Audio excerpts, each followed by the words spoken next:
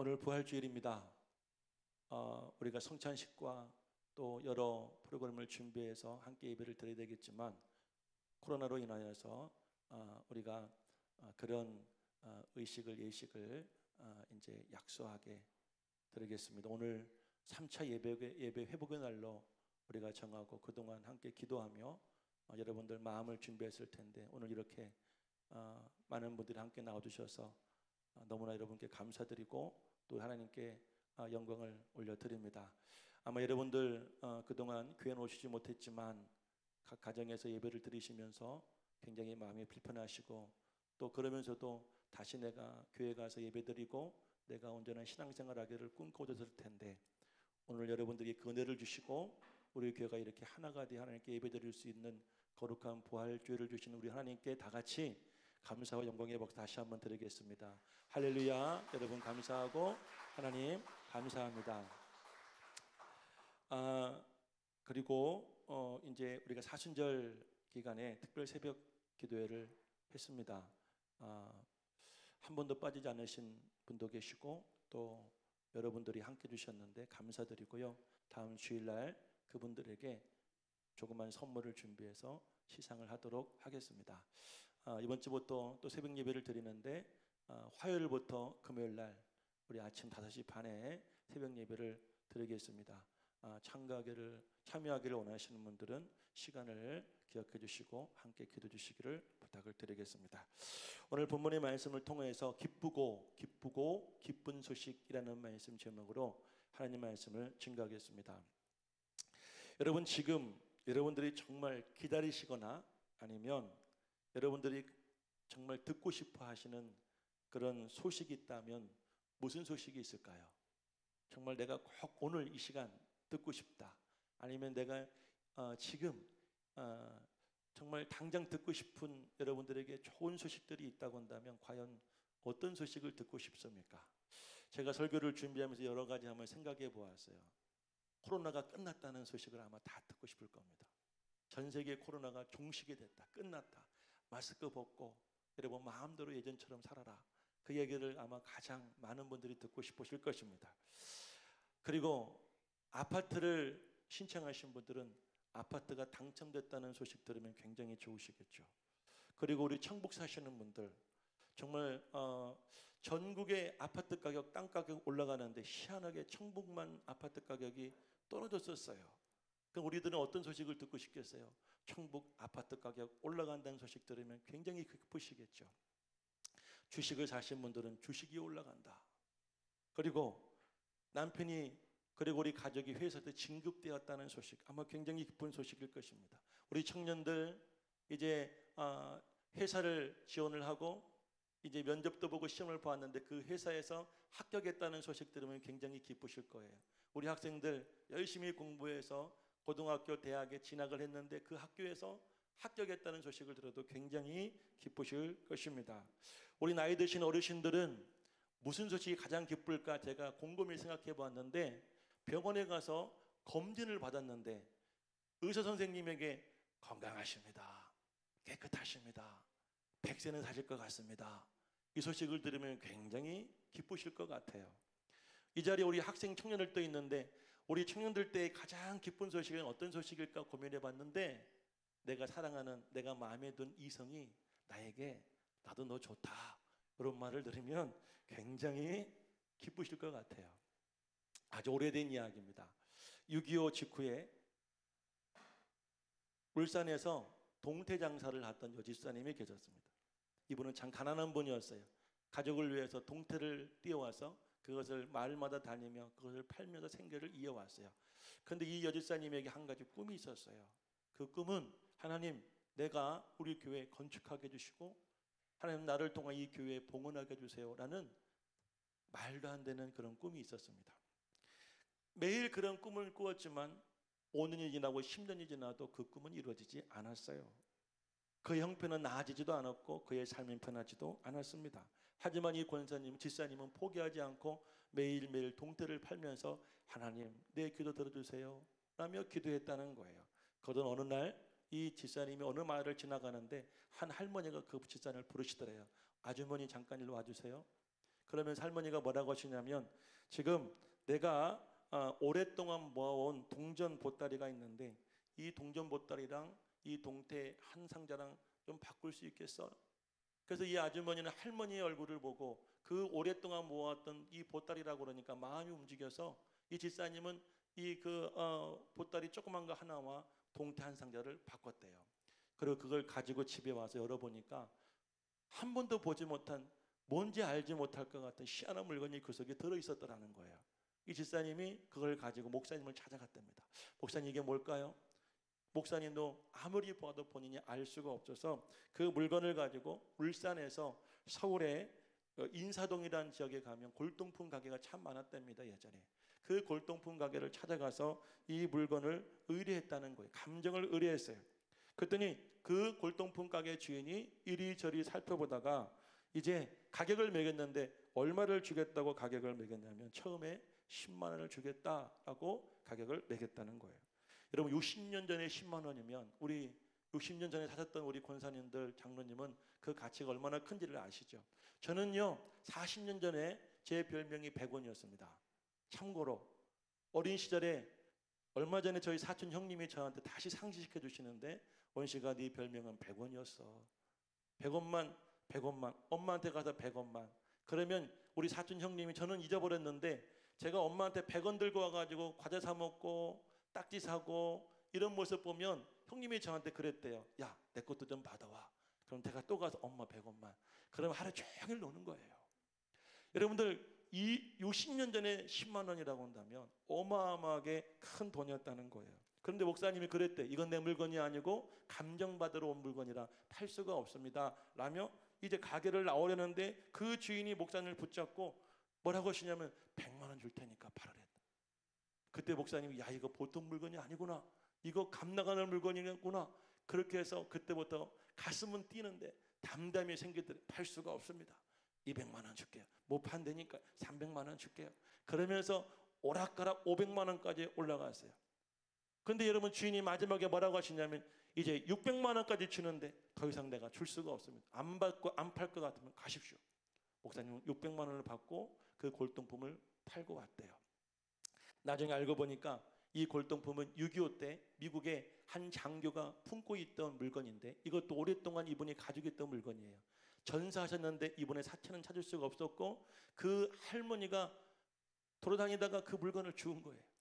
그래서 그 물건을 600만 원 받고 이 집사님이 팔았어요.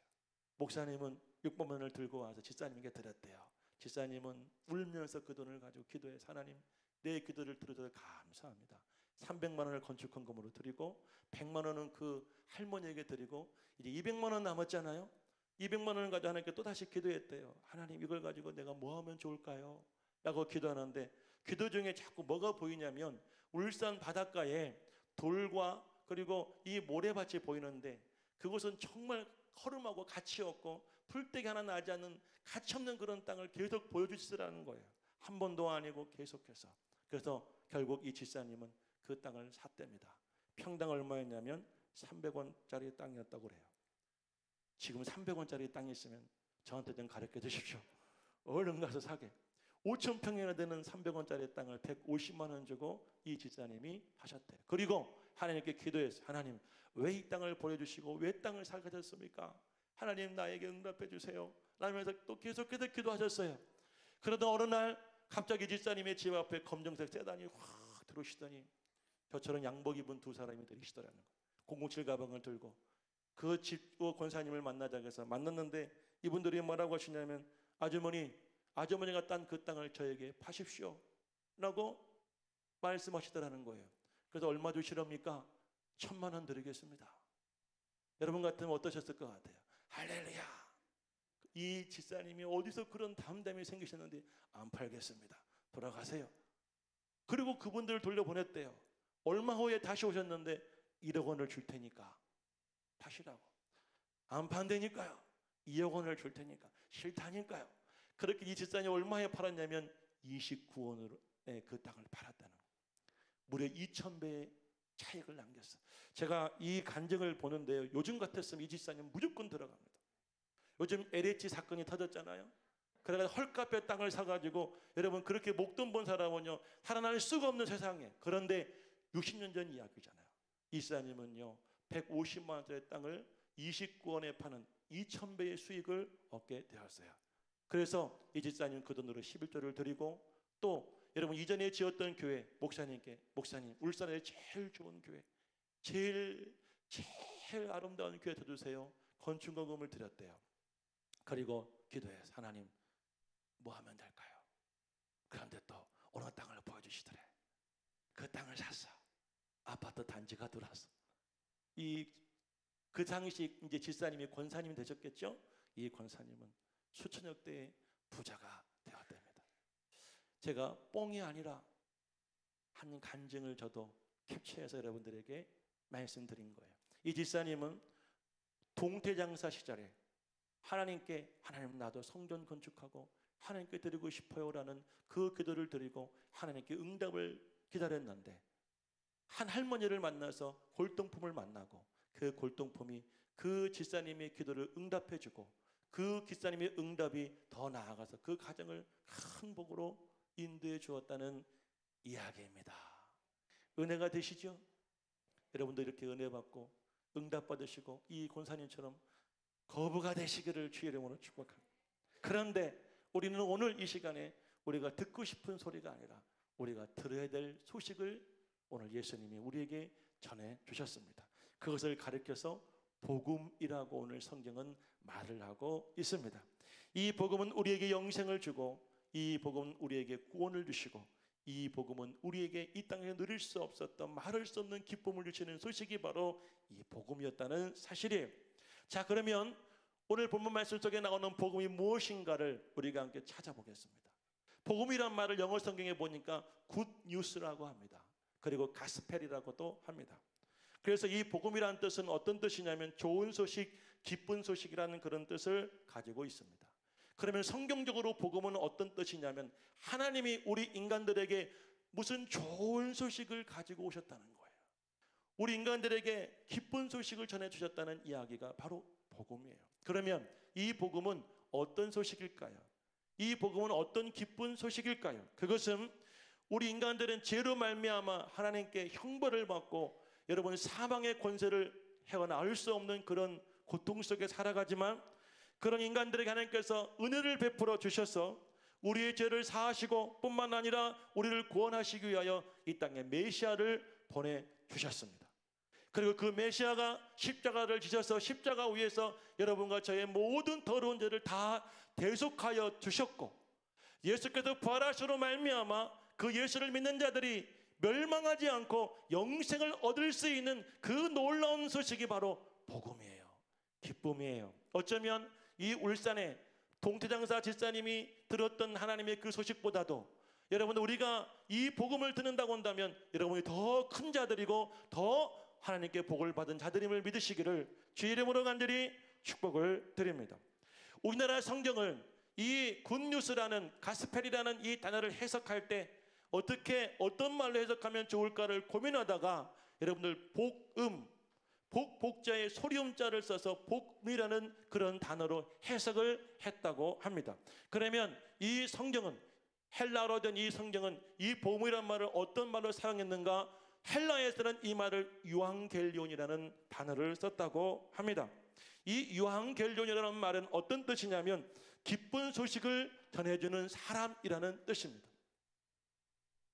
초대교회에는 예수 그리스도께서 이 땅에 오심이 기쁨이었고 뿐만 아니라 우리의 모든 죄를 다 짊어지시고 대속하신 사실이 기쁨이었고, 그리고 예수님이 부활하셔서 우리가 그 예수를 믿음으로 구원받는다는 것이 세상 그 무엇보다도 비교할 수 없는 바꿀 수 없는 큰 기쁨이었음을 그들은 알았기에 이 기쁨이라는 복음이라는 말을 유앙겔리온이라는 그런 단어를 사용했다는 말입니다.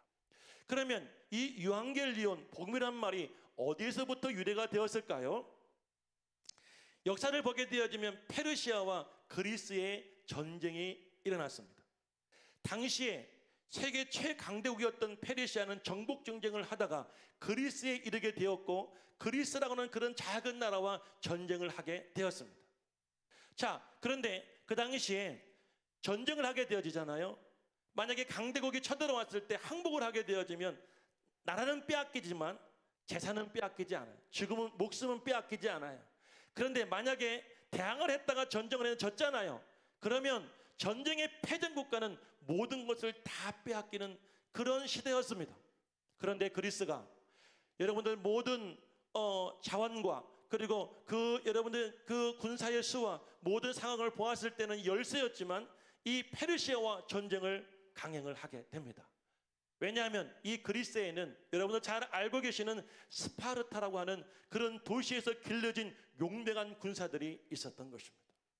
전쟁이 시작되었고, 그리고 그리스 사람들은 곧 전쟁이 끝나고 우리가 이 페르시아에 짓밟힐 것이라는 두려움 속에서 절망하며 하루하루를 보내고 있었습니다. 그런데 일주일이 지나도, 한 달이 지나도 전쟁터에서 아무런 소식이 들려오지 않았어요. 그럴수록 이들의 마음은 더욱더 무서웠습니다. 더욱더 두려웠어요. 그러던 어느 날 저쪽 전쟁터에서 군사 한 명이 여러분을 쓰러지듯 달려오는 모습을 보였습니다. 그래서 모든 여러분 백성들은 그 군사에게 집중하고 있었습니다. 그 군인은 42km나 떨어진 전장터에서 여러분들 뭔가의 소식을 전해주려고 이들에게 달려오고 있었습니다. 마지막 숨을 내쉬면서 이 군사는 이렇게 말을 했다고 합니다. 승리는 우리에게. 할렐루야. 페르시아와 그리스의 전쟁, 이 전쟁은 펠로폰네소스라는 전쟁입니다. 이 펠로폰네소스 전쟁에서 여러분들 그리스란 나라가 페르시아를 이겼다는 이 기쁜 소식을 전해주고 이 병사는 숨을 거두었어요. 그때 그 자리에 있던 그리스인들은 뭐라고 외치기 시작했냐면 유앙겔리온, 유앙겔리온 하며 여러분 온 나라를 여러분 이 유앙겔리온의 소리로 가득 채우게 되었다는 사실입니다. 이 유앙겔리온을 보게 되어지면 헬라어로 이 유라는 말은 어떤 말이냐면 기쁨이라는 말입니다.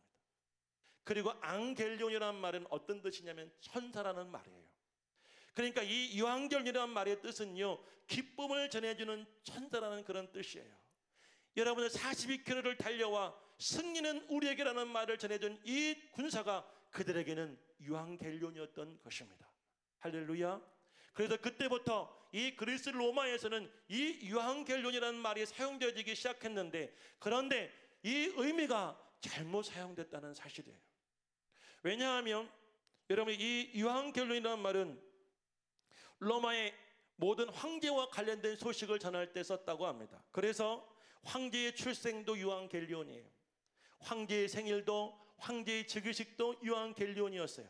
그리고 여러분들 정복 전쟁에서 승리합니다. 그러면 승리를 전해주는 그 소식도 유앙겔리온이었어요. 그러다 보니까 여러분 이 로마 대제국의 지배를 당하는 사람들에게는 그때마다 고통과 여러분들 전쟁을 통한 폐허와 그들에게는 여러분들 자유를 빼앗기고 자식을 빼앗기고 여러분 모든 걸 빼앗긴 그 상실의 고통이 점점 커가기만 했더라는 것이에요.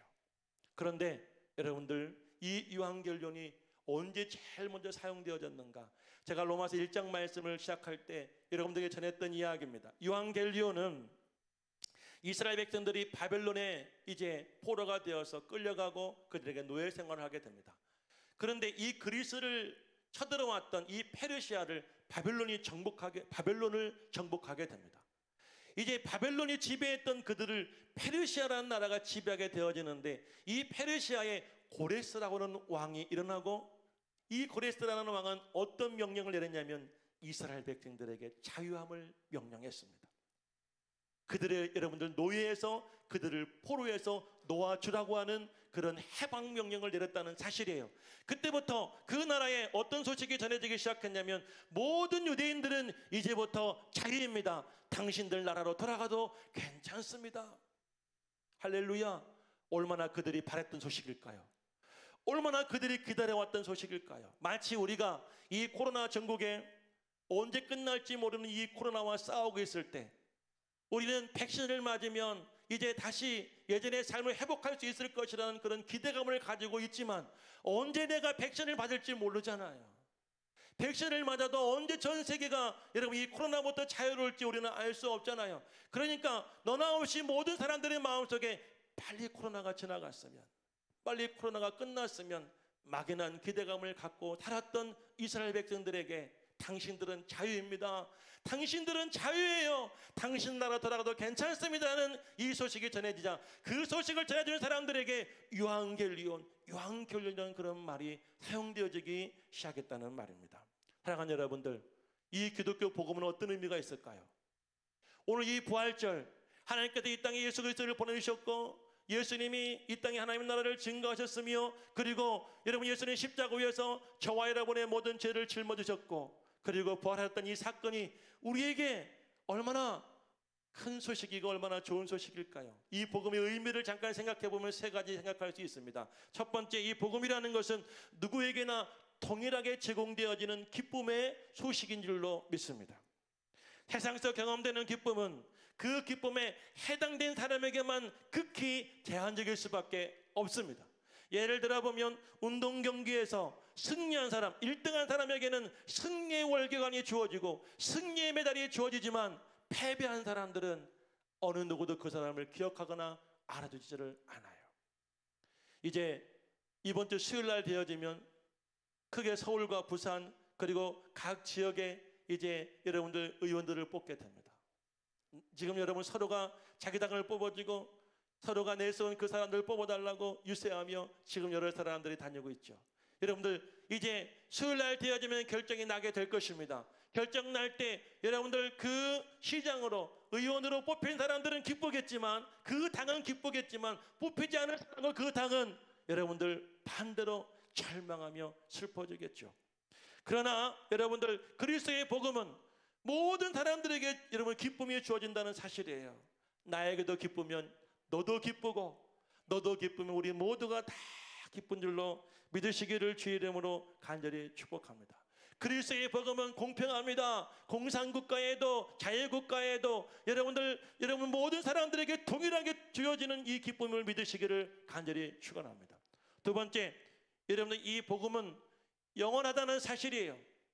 세상에 주는 기쁨은 제한적입니다. 잠깐이고 순간인 줄로 믿습니다. 여러분 유행이라는 것을 잘 아실 것입니다.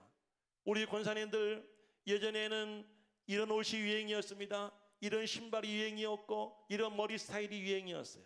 제가 어린 시절에 우리 엄마들은 결혼만 하면 무조건 다 뽀글뽀글 파마머리였어요. 그게 유행이었어요. 그죠? 그런데 요즘 엄마들 파마하시는 분 있습니까? 저는 우리 아내와 16년을 사는데 단 한 번도 파마를 본 적이 없습니다. 결혼 전에도 생머리, 지금도 생머리. 지금은 생머리가 유행이에요. 지금 옛날처럼 파마하고 다니면 촌스럽다고 욕을 먹어요. 세상은 유행이 있습니다. 시간과 환경과 공간에 제한을 받지만, 그러나 그리스도의 복음은, 이 부활의 기쁨은, 예수님께서 이 땅에서 우리에게 주신 이 가장 좋은 소식, 기쁜 소식은 시간과 공간에 제한을 받지 않아요. 그러므로 이 부활의 기쁨을 누리는 사람들은 코로나 기간에도 기뻐할 수가 있습니다. 코로나 때문에 내가 코로나에 걸려도 기쁨이 내 속에서 사라지지를 않아요. 코로나 때문에 내 가정이 힘들어도, 코로나 때문에 직장이 힘들어도, 코로나 때문에 사업이 어려워도 내 안에 있는 기쁨은 영원하다는 사실이에요. 믿으시면 다 같이 아멘 하시길 주의 이름으로 축원을 드립니다. 할렐루야. 세상 사람들은 이 참 기쁨을 모르기에 그 기쁨을 사모하며 살아가는 그리스도인들을 핍박하지만, 그럼에도 불구하고 저와 여러분들 오늘 이 시간 이 자리에 나와서 그 기쁨을 주시는 예수 그리스도를 찬양하며 이 부활의 기쁨을 오늘도 마음껏 누리고 있는 줄로 믿으시기를 간절히 축복합니다. 세 번째는 이 기쁨은 작은 기쁨이 아니라 큰 기쁨인 줄로 믿습니다. 세상에서 우리가 여러분 누리는 기쁨은 여러분을 제한적이고 작을 수밖에 없어요. 왜냐하면 내가 할 수 있는 선에서 그것을 누리기 때문이에요. 요즘에 소확행이라는 그런 말이 있습니다. 여러분들 소소하지만 나에게는 확실한 행복이란 말이에요. 어떤 사람은 캠핑을 하며 행복을 경험하는 분이 있어요. 어떤 분은 여행을 하면서 행복하다고 그래요. 어떤 분들은 맛있는 음식을 먹을 때 행복하다고 합니다. 그런데 그 행복이라는 것은, 그때의 기쁨이라는 것은 여러분들 잠시 잠깐 누리는 작은 기쁨이에요. 그래서 소확행입니다. 하지만 우리 예수님께서 여러분에게 주시는 기쁨은 작은 기쁨이 아니라 큰 기쁨인 줄로 믿습니다. 왜냐하면 그 기쁨은 내가 할 수 없는, 내가 여러분 만들 수 없는, 내가 원한다고 되어질 수 없는 그런 것을 주님이 나에게 주셨기에 그 기쁨은 큰 기쁨인 줄로 믿으시기를 주 이름으로 축원합니다. 그러므로 사랑하는 여러분, 오늘 우리는 우리가 원하고 듣고 싶어하는 이 복음을 듣기보다는 하나님께서 여러분에게 주시고자 하시는 이 거룩한 부활 날 주시는 이 놀라운 기쁨을 받으시기를 주 이름으로 간절히 축원을 드립니다. 그럼 오늘 이 본문의 말씀에 예수님께서는 우리에게 뭐라고 말씀을 하셨을까요? 오늘 이 본문의 말씀은 이 누가복음의 저자인 누가가 예수님의 첫 번째 설교를 소개하는 이야기입니다. 예수님은 고향 나사렛에 들어가셔서 안식일 날 늘 하시던 대로 회당에 가셔서 모인 사람들에게 하나님의 말씀을 증거하셨습니다. 그 자리에 섰을 때 성경을 맡은 자가 성경을 전해주는데 그 말씀이 구약 성경에 있는 이사야서 말씀이었습니다. 성령에 감동되어 예수님께서는 이사야 61장 1절과 2절, 본문의 18절, 19절 말씀을 낭독을 하셨습니다. 그리고 나서 그 자리에 앉았을 때 사람들은 모두가 다 예수님께 집중했습니다. 오늘 여러분처럼 말입니다. 한 사람도 졸지 않고 한 사람 딴짓하지 않고 여러분 말씀에 집중하듯이 그 자리에 있는 모든 사람들 예수님께 집중할 때 예수님께서 이렇게 말씀을 하셨습니다. 이 글이 오늘 너희 귀에 응하였느니라. 할렐루야. 이 말씀이 오늘 우리에게 이루어졌습니다. 예수님의 그 여러분 십자가의 사역이, 예수님의 부활의 능력이 하나님께서 말씀하신 것처럼 오늘날 저와 여러분들에게도 이루어졌다고 주님은 말씀을 하셨습니다. 오늘 본문에서 우리가 가장 여러분들 잊지 말아야 될 말씀은 19절 말씀에 있습니다. 다 같이 우리 19절 말씀을 함께 읽어보겠습니다. 19절입니다. 다 같이 시작. 주의 은혜를 전파하게 하려 하심이라. 아멘. 여기서 주의 은혜의 해란 무엇을 말하는 것일까요? 이 은혜에는 레위기 25장 말씀에 잘 소개되어져 있습니다. 이스라엘 나라는 참 특이한 나라입니다. 이스라엘 하나님께서 만드실 때에, 이 나라를 세우실 때에 가나안 땅으로 인도주셨고 하나님은 그 땅을 여러분들 경작하며 그 땅을 이용할 수 있는 능력을 주셨지만 그 땅에 대한 소유권은 주시지 않았습니다. 그런데 그 땅을 소유하는 사람들이 시간이 지나며 살다 보니까 가난하게 되어지고 힘들게 되어졌어요. 그래서 땅도 팔고, 어떤 사람은 집도 팔고, 자식도 팔고, 아내도 팔고, 나도 팔아 어느 집에 들어가 종살이하고 어느 집에 빚을 지며 여러분 그 집에 의하여 살게 되었더라는 것입니다. 그런데 이 은혜의 해는 어떤 해냐면 이스라엘 나라에 여러분들 희년이라는 그런 제도가 있었습니다. 7년이 되어지면 안식년이었습니다. 안식년은 땅을 쉬게 하는 그런 해였습니다. 경작하지 못하게 했습니다. 그리고 땅에서 나는 그 소산만 먹게 했습니다. 그리고 그런 7년이 7번 지나게 되어지면 이제 50년이라는 해가 돌아오게 됩니다. 그런데 이 희년이 되어지면 하나님께서 이스라엘 백성들에게 놀라운 축복을 주셨는데 그게 무슨 축복이냐면 이스라엘 땅의 모든 것들을 다시 원래의 자리로 되돌려 놓으라는 것입니다. 땅도 원래의 주인에게 돌려주어라. 돈도 탕감해 주어라. 노예도 해방하여 주어라. 그래서 너희들이 가나안 땅에 들어올 때 그 처음 모습 그 땅, 그 민족 그대로 돌려놓으라는 제도가 바로 이 희년 제도였어요. 그럼 예수님께서 말씀하시는 이 은혜에는 바로 구약시대의 희년을 말하는데 그 말씀은 곧 무슨 말씀이냐면 우리가 가난하며 우리가 여러분들 포로되어지고 우리가 눈멀고 우리가 억눌렸던 모든 삶 속에서 하나님이 우리를 해방시켜 주시고 하나님께서 우리를 풀어주시고 하나님이 예수 그리스도를 통하여 우리의 모든 죄를 다 대속해 주시고 갚아주시고 우리에게 자유를 주시며 할렐루야, 우리를 해방하신 날이 바로 은혜의 해였습니다. 그런데 그 은혜의 해가 누구를 통하여 이루어졌냐면 예수 그리스도를 통하여 예수 그리스도의 부활의 생명의 능력으로 말미암아 이 땅에 이루어지게 되었더라는 사실이에요. 할렐루야. 그러면 오늘 예수님께서 말씀하시는 가난이 무엇일까요? 포로된 자는 어떤 사람들일까요? 눈먼 자는 어떤 사람들이고 억눌린 사람들은 어떤 사람들일까요? 우리가 잠깐 그 사람들에 대해서 나누어 보겠습니다. 가난한 자들은 본래 경제적으로 빈곤할 뿐 아니라 사회와 정치적으로 강한 자들에게 억압을 당하고 심리적으로 자신이 약하다고 하는 그런 사람들이에요. 구약 성경에는 이 가난한 자들을 가리켜서 겸손한 자, 온유한 자, 곤고한 자, 가련한 자라고도 말을 하고 있습니다. 그런데 오늘 본문에서 이 가난한 자는 어떤 사람들이냐면 하나님 앞에 자신을 드릴 것이 아무것도 없음을 깨달아 영적인 삶에 굶주리고 구원자가 아니면 파멸을 당하여 자신의 힘과 지혜로는 천국에 들어갈 수 없음을 깨닫는 사람들을 가리켜 가난한 사람들이라고 성경은 증거한 것입니다. 여러분, 우리도 마찬가지예요. 우리도 본래 영적으로 가난한 자들입니다. 믿으시면 아멘 하시길 바라요. 저와 여러분들의 지혜와 열심과 그 선한 행위로는 어느 누구도 다 천국에 갈 수 없음을 깨달을 때 우리도 모두가 다 내가 영적으로 가난함을 우리는 고백할 수밖에 없는 그런 사람들인 줄로 믿습니다.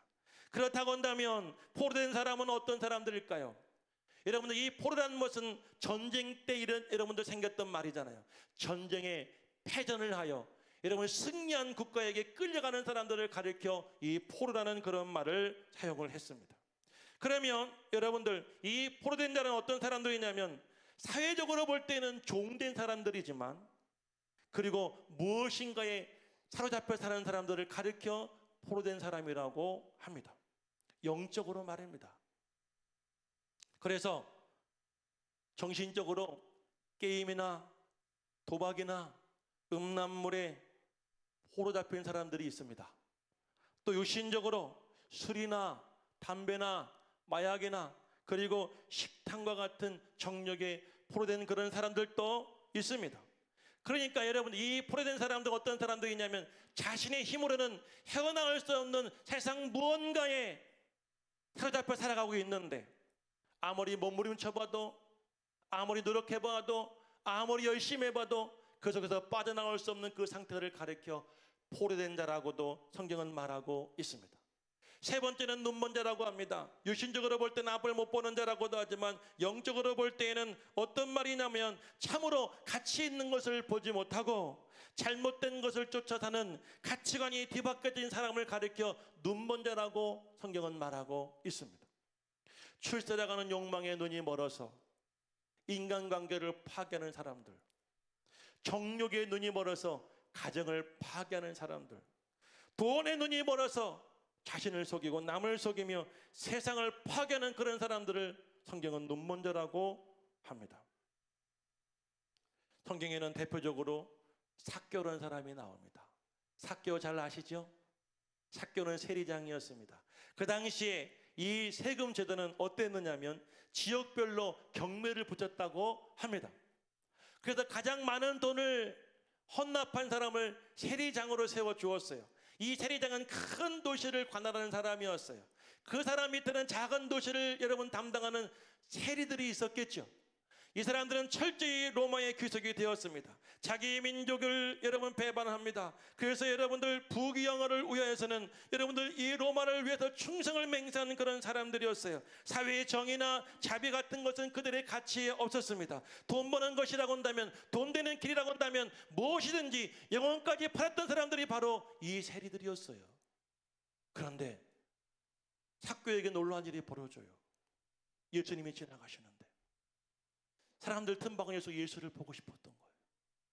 그 무리 속에서 볼 수가 없게 되어지자 이 사람은 또 키도 작았대요.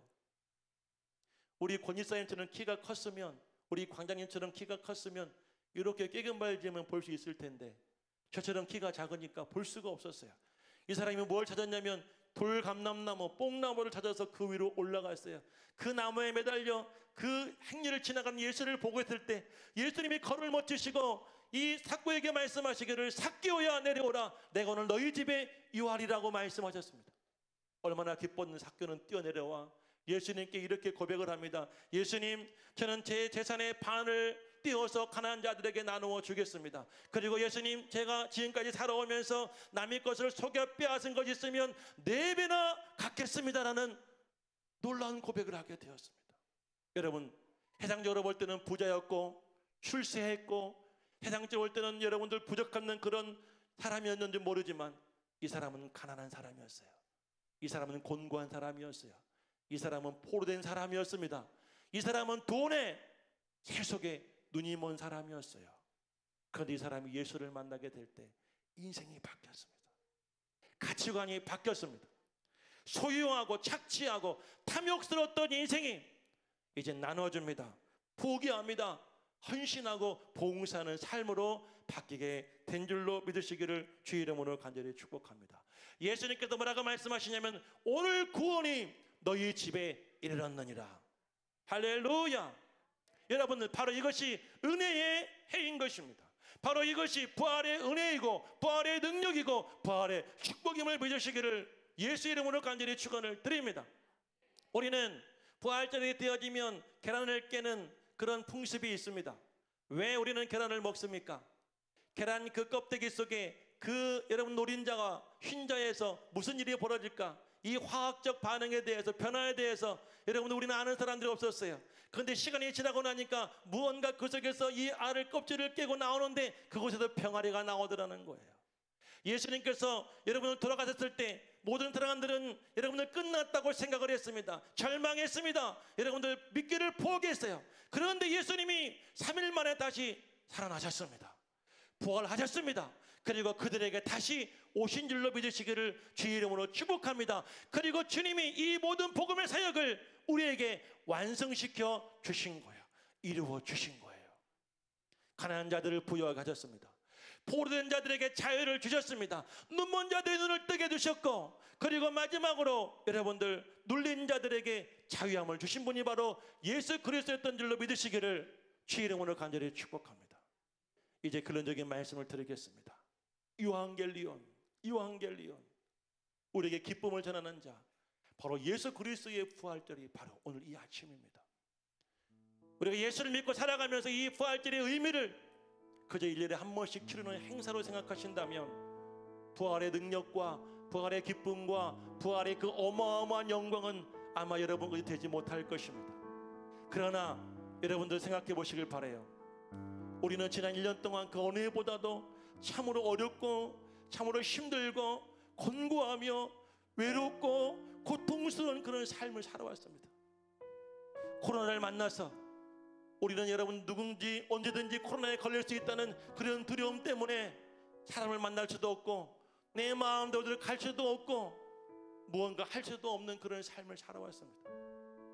여러분들 교회들은 문을 닫아갑니다.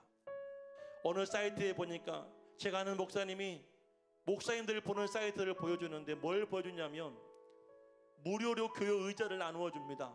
무료로 교회 강제상을 나누어 드립니다.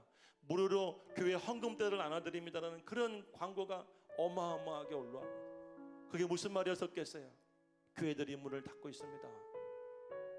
월세를 내는 교회, 작은 상가 개척 교회들은 지난 1년의 시간을 견디지 못하고 문을 닫고 있는 현실입니다.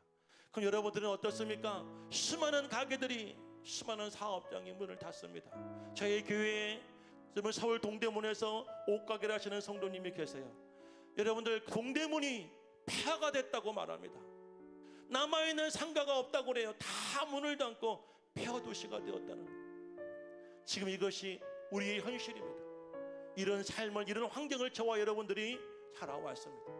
그래서 우리는 모두가 다 가난한 자들입니다. 이런 환경에 포로된 자들입니다. 하지만 예수를 보지 못하고 하나님을 보지 못하여 세상에 눈멀어 살았던 사람들입니다.